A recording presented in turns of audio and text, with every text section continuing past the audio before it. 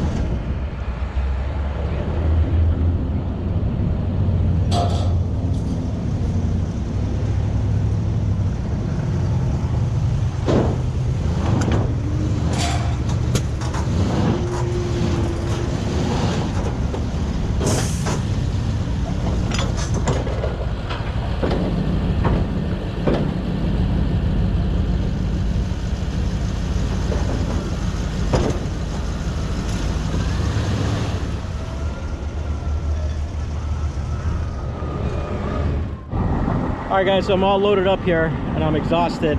Let me show you the outside of the car. That's probably about it. But there's actually a lot of parts inside. Brand new parts to put on this car, so I'm even surprised. I didn't even see it in the pictures, but I think I made out really well here. So check out the car here so far. Got some little scratches right here. It just needs a good wash. That's pretty about it. Got some little things here. That's about it. I went underneath and I saw that they had new shocks and they had hijackers. I don't know if you're aware of them, but you could put air in them. You could control the height of the vehicle. And this is a little sneaky. I like this setup that they have here. So that's pretty cool. So it's almost like a tire. You let the air out. The car drops in the back and lift it up. I used to have one on one of my small trucks when I used to tow a boat. I used to put more air in it. Other than that, it's looking pretty good so far. Not so bad. Needs a wash. Here's the front of it. I'll give you a little peek inside here on the side. Here, let's go. Check it all out. Not too bad. All the parts are actually on the other side. I actually got brand new seat covers right here. brand new seat covers. I got to figure out how to put this thing on. And that's it. The car started up, took a little bit to start, but it got it going. But let's get this thing home and see what we need to do. All right, guys, now we got the car back at my shop. Let's take a look what I got. Real quick, this is actually all the stuff that was actually inside the vehicle. Let's take a look at some stuff. So I got a new belt. They're actually serpentine belts, which actually this car does not come with that setup, but it's actually an upgrade. I'm going to show you the engine. Got a lot of upgrades on it. Got new door handles on the inside here, new spark plugs, some other stuff and some other stuff, a thermostat here, a radiator cap, whatever this thing is. So it says performance on it, so that's a A-okay with me. Here are some door strap trims. It looked like that they started not detailing, my apologies, they started restoring the outside of this fabulous vehicle here, and they did the engine, and the inside was the last thing they were going to work on, and it shows. The outside, great condition, not 100% premium, but it's a hell of a lot better than a lot of them out there. The inside here, as you can see, has been sprayed in by this company here, which I believe is actually the same as my pickup truck. Let's see, are these new brake pads or old ones? These are brand new brake pads. Take a look at that. I will be upgrading. They actually still have drums in the back. I'm going to be upgrading the brake system on this as well. A lot of stuff I plan on doing on this vehicle, which basically I will be doing slowly throughout my channel. It's not my main project. My Jaguar is, which I'm going to be starting on it fairly soon again. But I want to show you guys what I got, so when you guys see it on my channel, you know where it came from. All the trim on this vehicle looks like it's brand new on the outside, except for the inside. Of course, needs to be some work done. Let me show you the engine here. As you could see, if you look this way, this whole setup right here does not look normal. Okay, this is actually a separate add-on, which actually is close to $2,000 setup, which actually is just a bracket system itself. Doesn't really include anything else, but I got a brand new alternator right here. I got a condenser here, and a little strange, they actually got the pump going right in the engine here, bypass the inside for the heat, so this car doesn't have any heat. I hope it does have AC, but here's a condenser for it. But it has new boxes here. This is coolant, washer, windshield wipers work, awesome. The inside looks horrible, like with the paint job here. It looks like this got probably dented in, so I'm gonna actually end up fixing all this stuff up, cleaning it all up, maybe doing an undercoating underneath here, and then also probably brushing the inside engine compartment and go from there. Looks like I got a brand new battery, new cabling, majority of the place. I don't like what I see here. I got to make sure what's going on there, but I am going to put new headers on this thing. Has new intake manifold. Okay, also has a new intake, new throttle body, what I could see from here.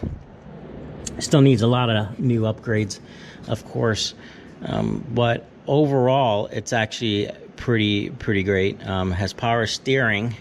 I'm going to be changing the steering column and shaft itself to stainless steel on the inside, which is going to make it look a hell of a lot better. All right, but I do want to show you the door is crummy. I tried to grab the door handle here and it was ready to come off. The door actually separates an upper and a lower, and it's separated by this seam right here. So basically I can remove the lower, which this is shot. I'm gonna have to get a new lower piece. The upper piece, I don't know if these trims could be replaced. Once I get this off, I don't know if I could detach it from the back. I could go from there and see what I could do. Window works fine. On the inside here, the steering wheel is very sticky, But the radio does work. I haven't tried this stuff. I wanted to keep it off, make sure the vehicle runs fine, doesn't overheat before I play around with those things. This cup holder, if you're familiar with it, is actually an add-on. It used to have the ashtray in here. Believe it or not, when I open up the glove box, I do get the original owner's manual, which is pretty cool. All right. And the ceiling here is, you know, I like to say a different word for it, but it's shot. As you can see, this is peeling off. But I'm going to be putting all new light in here. I'm going to try and change the interior to black. I want it to be black and white. Basically concept. I'm not too fan of this maroon stuff here. It does have new headlights, of course. But what's pretty cool is, I don't know if somebody could forward me a picture, but I believe there is a seating compartment back here because there are seatbelts on the other side, and then there's floor mats right there, which is strange. Let me get a little bit of light in here so we can look at it better. Okay, so we're actually on the passenger side now, but like I said, I open up this back carpet thing and I got a seatbelt back here. It looks like, I don't know if somebody used to sit back here. I don't know how that works, but pretty weird and goofy. But overall, car is actually in great condition except for the inside. But this is it. This is the inside of it. Not too bad. It actually starts right up. I did find a gasket weather stripping kits like this one here, fairly cheap. It's unbelievable how cheap it is. And you can see it's all breaking apart here, and for like 30 something bucks I can replace all that and then get it back on track with the interior. So there is a lot of work to be done on this, luckily not on the outside. But let's go ahead and start it up. And it actually starts right up.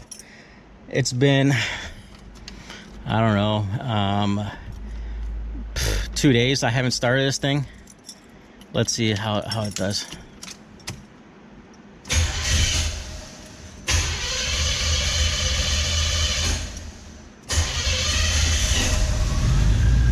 Well, it took a little bit, but it got it going.